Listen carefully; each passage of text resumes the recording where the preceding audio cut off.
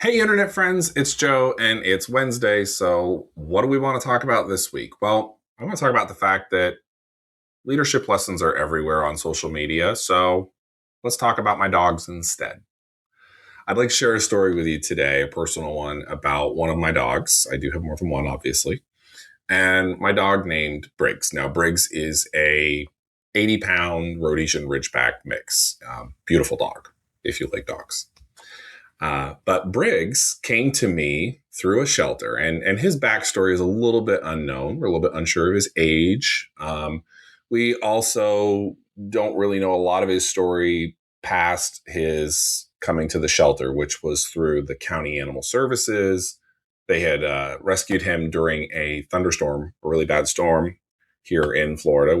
Those of you who are familiar with Florida know we get some pretty nasty ones.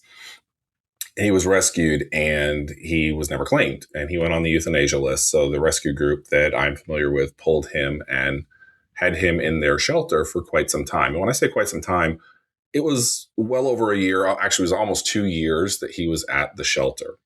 And so Briggs doesn't respond like any other dog to normal training, and he's very fear driven. He has a lot of anxiety issues, and he's actually even afraid of being outside. He's afraid of big open spaces. He likes to be not confined, but within parameters, within boundaries.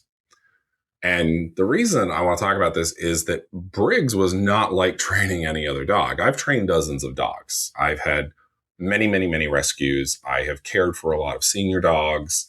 So special needs dogs and I are not unfamiliar with one another. But this was the first one I'd ever had that didn't respond training wise to things like food and treats and praise. So I had to learn completely new ways of dog training to be able to get Briggs to respond and to show him what was good, what was bad, what positive rewards were, things like that. And fast forward about a year and a half, he's been with us. It was a year and a half last week. Briggs, he has these safe spaces. And one of those safe spaces is in front of the sofa on an ottoman, but he won't get on the sofa. Now, our dogs are allowed on the furniture. I know everybody has their opinions, but ours are. Okay. And about a week ago, actually, it was on his 1.5 year anniversary with us. Briggs finally crawled up next to me on the couch and curled up and cuddled with me. Okay. So that may not sound like much to most people. Most people would say, well, within a week, most dogs are going to do that. With Briggs, it took a year and a half. Right. But it was the persistence was part of it. But the big thing was that I met him halfway. I realized that his motivators and his reward system was completely different than any other dog I'd ever worked with. So I had to change how I was rewarding Briggs. I had to change how I recognized his efforts. And now comes the tie-in. Okay, I'm a little sneaky here, but it matters in business too. Understanding everybody is motivated differently allows us to interact with people that we lead in more meaningful ways.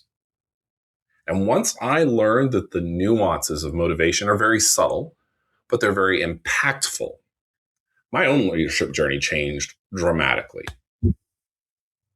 And I'm not talking about grandiose gestures again, okay? We don't need to go out and offer people thousands and thousands of dollars in raises or anything crazy like that. We don't need to celebrate them on TV to be, meaningful, right? Learn little things about the people you work with. Learn who does like to be recognized publicly. Who wants to be called out in the team meeting for doing a great job? Some people love it. Now, the introverts on your team are probably going to hate it. So learn who doesn't like that. And the people that don't like it, don't force them to be called out. And remember, just because you're motivated a certain way doesn't mean your staff is. Learn who likes to be celebrated with a baked treat, a small gift card, or taken to lunch, or who likes to just be called into the office to say, hey, I really appreciate what you're doing. Sometimes calling somebody in privately, especially if they're a more introverted person, and saying, I really like what you're doing. I'd like to acknowledge you in front of the team, but if you're not comfortable with that, I won't. And giving them the choice makes them feel respected. Now, I use that only as one example. I'm not suggesting that you have to do that with everybody. The point is, nothing I ever did was cost prohibitive. Buying somebody a cupcake or a bagel is not cost prohibitive. And none of it was ever tied to any kind of off-cycle review or bonus or raises or anything like that. But with every single firm I have been in a management or leadership role in, I have had the lowest attrition rate in every single firm I worked in compared to other departments. It works. Okay. And we have all heard me talk about, getting 300% returns, things like that. It comes down to the team. Okay. I didn't do it single-handedly. I couldn't have done any of it without the team.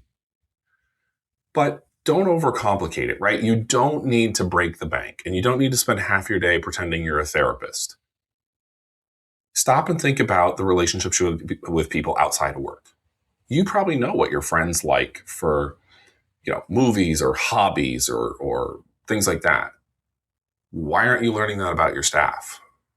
Because the minute you have a conversation as two human beings instead of boss and employee, you start learning those motivators. You learn what they like, you learn what they don't like. Give them what they like, avoid what they don't like. That is how you hit that mark of treating people with respect, making them motivated to want to help you. All these things that you see on all the snapshots on LinkedIn and little memes and things like that. You're going to be a meme if you're a leader. Do you want to be the meme about good leadership? Or do you want to be the meme where people are making jokes about a pizza party instead of a raise? That's what you need to ask yourself. So just like with training a high anxiety dog, all you have to do is step out of your own head for a second and say, how can I meet you where you are? And then be persistent about how you're doing it. So I hope this resonates with you. If you have any questions, comments, thoughts, feel free to comment below.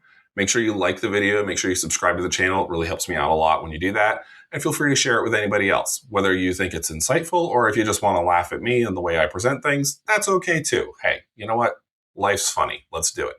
So make sure you connect with me there. And also, if you have any questions or if you just want to talk to me privately about this, whether you think I'm on the right track or whether you think I'm completely crazy, go to jpcoachingnow.com. From there, you can reach me on all the socials and my email and my phone. It's a lot easier than trying to list it all here for you. So until next time, everybody have a great and successful week, and I look forward to seeing you in the next video.